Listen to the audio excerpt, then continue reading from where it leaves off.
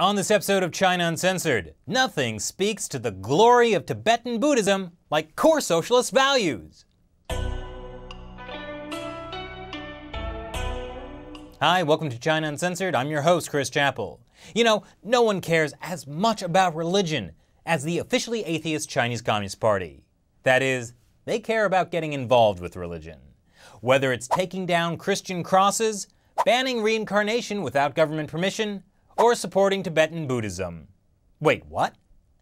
Just last week, the second highest figure in Tibetan Buddhism held a 12-day ritual that hasn't been performed basically since a failed Tibetan uprising 50 years ago. It's called the Kalachakra ritual.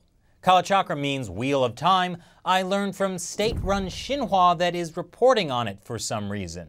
The ritual is performed to activate dormant enlightenment for the 100,000 people, including thousands of monks who were apparently allowed to freely gather to practice Tibetan Buddhism. It's so extraordinary, you just gotta capture the moment. The ceremony was conducted by the Pančhenláma, basically the number 2 guy in Tibetan Buddhism, after the Dalai Lama. As state-run CCTV puts it, the 11th Pančhenláma is the spiritual leader of Buddhism in China's Tibet region.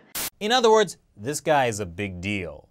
No, seriously, Xinhua even interviewed a living Buddha about it. Although the Pančhenláma is only 26 years old, he has become a very great master in Tibetan Buddhism. Wow, if a living Buddha says this Pančhenláma guy is so great on state-run media, you know there's probably something really wrong here. And you'd be right. This guy is not the real Pančhenláma. That is, if you go by the traditions of Buddhism instead of communism. The way it works in Tibetan Buddhism is the Pančhenláma helps find the reincarnation of the Dalai Lama and vice versa. The previous Pančhenláma died in 1989. 6 years later, the Dalai Lama named this boy as the next one. But the Chinese regime said, nah, this is the guy, and the Dalai Lama's chosen one conveniently disappeared along with his family and haven't been seen since. Don't worry, Chinese officials say they're fine. So now the Communist Party loves to bring this guy out and show how much the party supports Tibetan Buddhism and how much their appointed Lama is beloved and respected. And what's his message to Tibetans? I didn't waste time studying over the past 2 decades. That's right, Tibetans. Stay poor and uneducated. Great message. What else you got? Core values of socialism, such as harmony, honesty, and equality, have their corresponding contents in sutra. Oh, man. Yeah. So how does the Dalai Lama feel about this?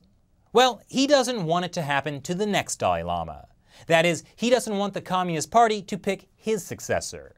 That may be why he said the lineage of the Dalai Lama should end with him.